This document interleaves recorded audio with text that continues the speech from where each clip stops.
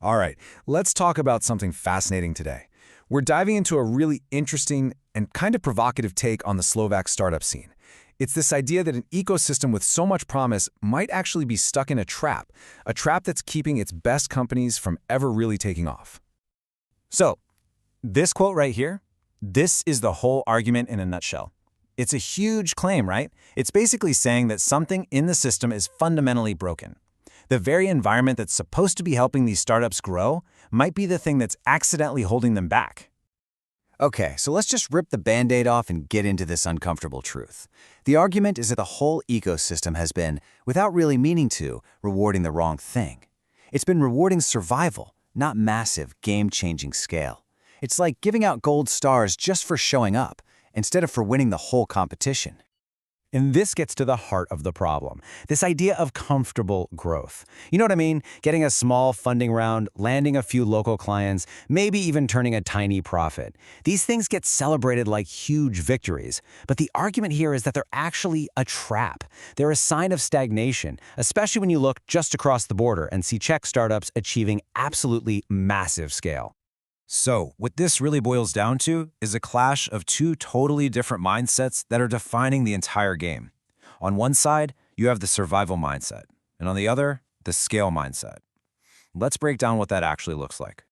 And wow, this chart just lays it all out, doesn't it? The Slovak trap is all about those small, symbolic wins, a little bit of funding here and there.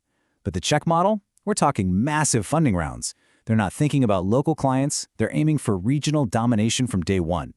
It's the difference between being sustainable and having what the source calls calculated aggression. It's about building a nice little project versus building an empire that's meant to take on the world. And this survival mindset, well, it creates something the source calls a zombie startup. I mean, what a perfect description, right? It's a company that isn't exactly dead, but it's definitely not alive in the way a startup should be. It's just shuffling along, using up resources, but with no real explosive growth, no real shot at becoming a leader. And this quote just hits the nail on the head. Calling one of those zombie startups sustainable is really just putting a positive spin on a total lack of ambition.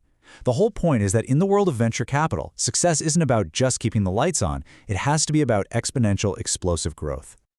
So you gotta ask, what's causing all this? I mean, is it a lack of smart people? Is there just no money floating around?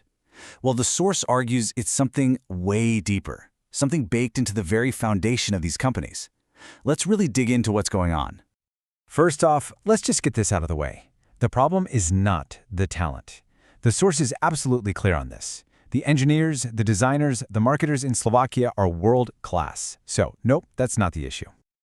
Okay, so if it's not the people, it must be the money, right? No capital?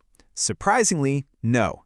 The argument is that's not the real disease either. Sure, more money would be great, but the source says even if there was more local funding, the core problem would still be there.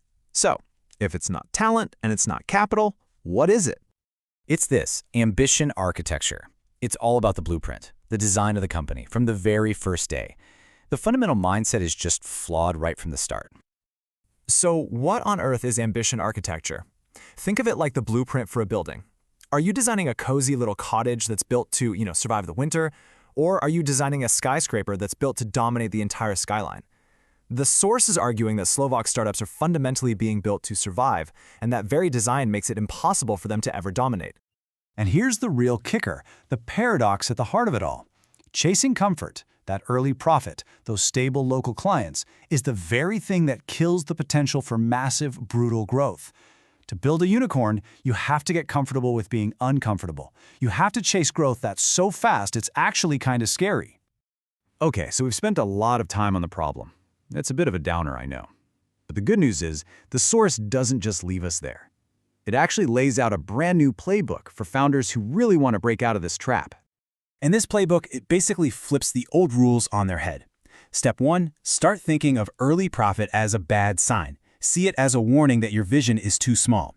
Step 2, build everything, your team, your tech, your strategy, as if you're already on your way to a €50 million funding round. And step 3, get on the phone with VCs in London and Berlin from day one. Don't wait. Let their huge global perspective infect your ambition early.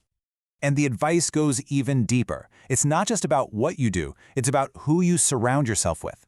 It means you have to find mentors who have actually been through hypergrowth. Learn more from the big, ambitious companies that failed spectacularly than from the small local ones that are just fine. That line about one coffee in London being worth 10 local pitch events, that says it all. You have to literally reject the local playbook and start writing a new one. So, when you put all of this together, what's the big takeaway? It's really about a fundamental, massive shift in perspective. It's a call to arms, really, for the entire ecosystem to completely change how it defines success. This is the bottom line. The goal shouldn't be to create another 100 companies that are doing okay.